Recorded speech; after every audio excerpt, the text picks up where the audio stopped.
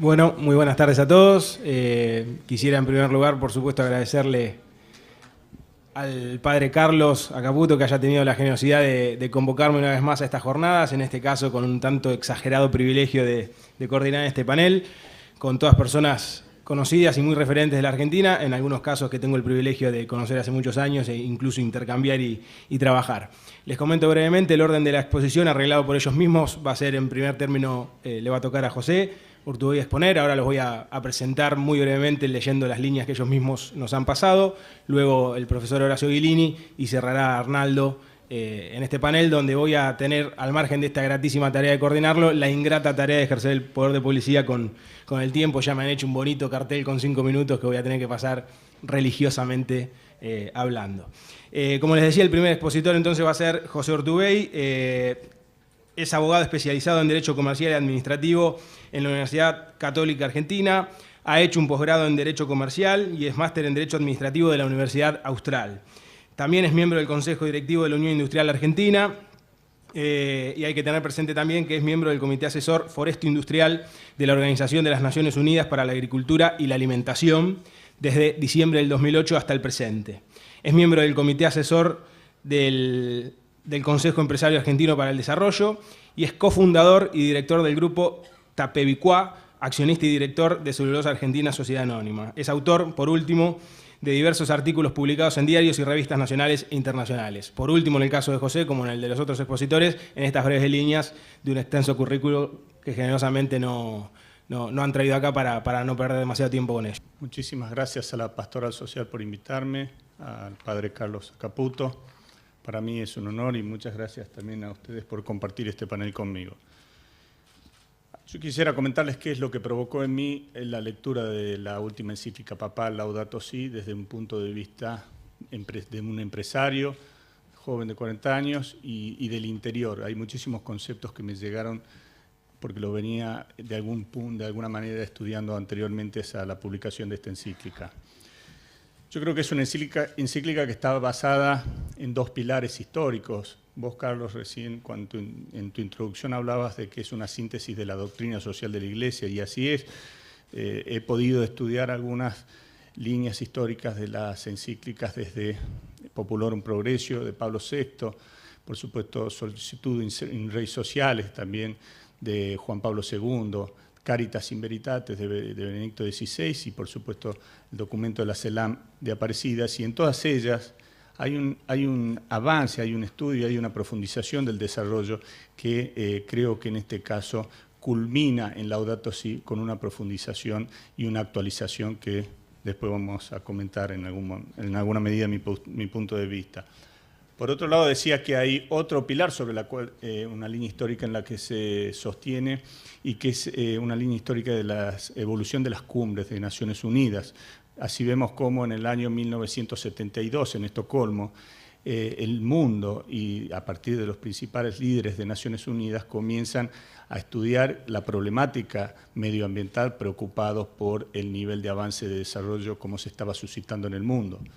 Esto tiene en el año 1986, cuando se produce el desastre nuclear en Chernobyl, un efecto acelerador que exige en ese momento los líderes dentro de Naciones Unidas la elaboración científica de un informe que se denominó el informe de Brundtland, Our Common Future, en donde, que fíjese que tiene mucho que ver con el título de la encíclica Laudato Si, nuestra casa común, y en donde ahí se acuña el concepto de desarrollo sostenible y, por supuesto, después, a partir de este informe, también se suscitan determinadas cumbres internacionales en las cuales ya no solo el sector público, los países empiezan a interactuar bajo esta temática de estudio y de análisis de las problemáticas medioambientales, del desarrollo sostenible, sino también el sector privado. Y así vemos cómo, por supuesto, en el protocolo de Kioto, en Copenhague, y ahora vamos a hablar también en lo que es la expectativa que tenemos para la cumbre que se va a suscitar en París en un par de semanas. Volviendo un poco al concepto que se acuña en este informe de Brundtland, dice que es el desarrollo sostenible aquel que permite satisfacer las necesidades de las actuales generaciones sin condicionar la satisfacción de las necesidades de las futuras generaciones. Es un concepto dinámico en donde ya nos da una primera aproximación de lo que estamos hablando, que son nuestras generaciones venideras. A partir de ahí, si nosotros analizamos también un poco cómo están dadas, que lo comentaron acá en paneles anteriores, la realidad hoy del mundo y un poco proyectada, la temperatura media, el calentamiento global, la temperatura media global se incrementó desde mediados del siglo pasado en un 0,6% de grados centígrados. Esto, por supuesto, tiene diversos efectos negativos sobre el planeta y particularmente sobre las zonas más pobres, en África principalmente, y ahí es donde impacta directamente sobre los más vulnerables. Por otro lado, si vemos qué está pasando en términos del incremento poblacional, vamos a ver que actualmente podríamos decir que somos 6,9 mil millones de personas que habitamos la Tierra, según datos de Naciones Unidas, y la proyección para el año 2050 es que vamos a ser arriba de 9 mil millones de personas. Esto, adicionando a este dato, que más del 70% van a estar viviendo en los grandes centros urbanos, por supuesto, son dos importantes anclas que nos llevan a pensar que ya hablar de desarrollo sostenible no es simplemente un ejercicio intelectual, sino es una necesidad que tenemos de todos los sectores de empezar a pensar y a proyectar esta temática desde la responsabilidad y desde justamente entendimiento de que tenemos que preservarnos de nuestras futuras generaciones. Para entrar un poco en lo que es la dimensión económica, que me pidieron que hable un poco de esto, desde una visión de un empresario, yo diría, el primer tema que me llamó la atención de la encíclica es cuando el Papa habla de la armonización en el crecimiento territorial. Él habla de las regiones, porque está hablando globalmente, pero esto automáticamente a mí me lleva a un concepto sobre el cual vengo pregonando hace tiempo, que es el federalismo. Quiero hablar un poco en términos concretos. Esta hoja de ruta de Francisco, ¿qué me dice a mí como empresario, como salteño, en qué es una problemática que podemos mejorar en la Argentina? Si nosotros vemos el artículo 1 de nuestra Constitución Nacional, nos dice que adherimos a un régimen representativo, republicano y federal. Sin lugar a dudas, creo que con 32 años de democracia ininterrumpida hemos avanzado en el régimen democrático. En cuanto al republicanismo, más allá de algunas necesidades de avanzar con cierta madurez en el mismo, pero nadie puede negar que hoy en la Argentina no hay división de poderes. Ahora, sí quiero decir que nuestra gran deuda pendiente es el capítulo del federalismo económico. El federalismo y el federalismo económico. Para darles algunos datos, el 76% de las industrias están colindando a los grandes centros urbanos. La capacidad industrial instalada, por ejemplo, de Salta es solo el 2,5% de la Argentina. Si vemos en lo que en mediciones de las zonas más prósperas, de las menos prósperas de la Argentina, hay una diferencia de 7,8 veces una sobre otra. Si a esto, por supuesto, empezamos a ver cuáles son las deudas pendientes que tenemos en la sanción de una nueva ley de coparticipación que debió darse 2 años después de la reforma constitucional del año 94, para que de esta forma se atiendan a las necesidades de las economías regionales, y no lo hemos hecho. Y ahí creo que en alguna medida hay una hoja de ruta que como país, como estados nacionales, provinciales, municipales, como empresarios, tenemos claramente, tenemos que avanzar en la armonía del desarrollo del territorio, si no vamos a seguir con los flagelos que tienen las concentraciones de la densidad poblacional en los centros urbanos, no solo del conurbano bonaerense, del conurbano de la provincia de Córdoba, de Santa Fe. Por eso digo, en lo que hace a la encíclica es uno de los puntos que rescato y lo aplico a este concepto que nosotros tenemos como desafío. Por otro lugar, hay otro tema que me parece que también es muy importante, que es la ética de las relaciones internacionales. Es decir, cuando hablamos de ética no se puede tratar como iguales a quienes no son iguales. Hay países que están en vías de desarrollo y hay países que están desarrollados. Y esto claramente me lleva a un tema muy concreto, por ejemplo, que se debate, y hoy creo que también, aprovechando que también va a haber un debate presidencial, deberíamos escuchar para ver qué modelos vamos a buscar en estas situaciones. Administración del comercio, por ejemplo.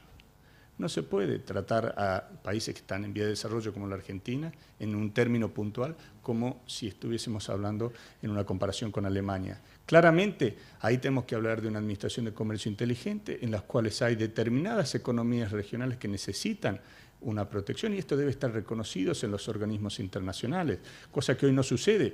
Por ejemplo, la OCDE, en la política agrícola común que tienen sobre los países europeos, hacen un proteccionismo, muchas veces inventando medidas arancelarias para proteger sus recursos primarios y, por supuesto, nos ponen en una situación desventajosa en términos relativos a países en desarrollo como nosotros.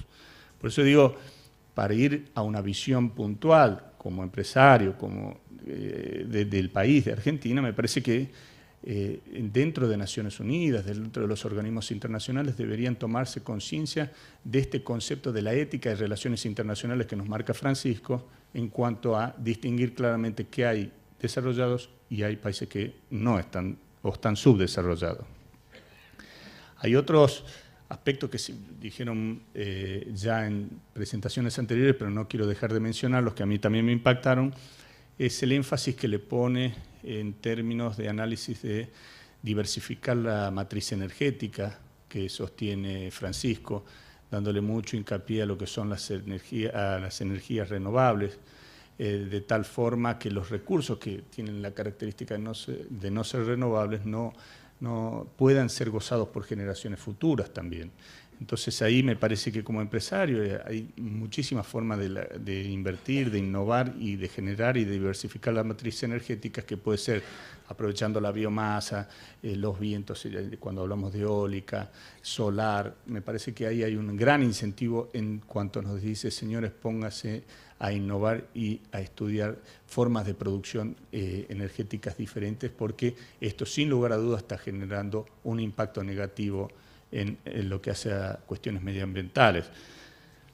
Por otro lado, el capítulo del agua, no menor, no solo hace ahí una distinción de que el agua debe ser un servicio que le llegue a toda la comunidad, sino que también llega en alguna medida a cuestionar que esté privatizada el agua, que se cobre por el agua. Entonces, en alguna medida esto también nos debería llevar a una reflexión y, por supuesto, dentro de los países desarrollados, las grandes empresas en su matriz productiva también hacen un llamamiento a que hagan un uso correcto del agua.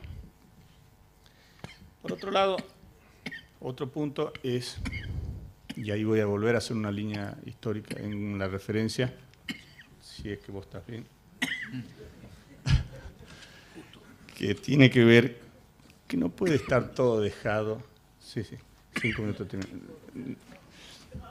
Bueno, estoy tratando de hacer lo mejor posible. Si te atragantas, no sé.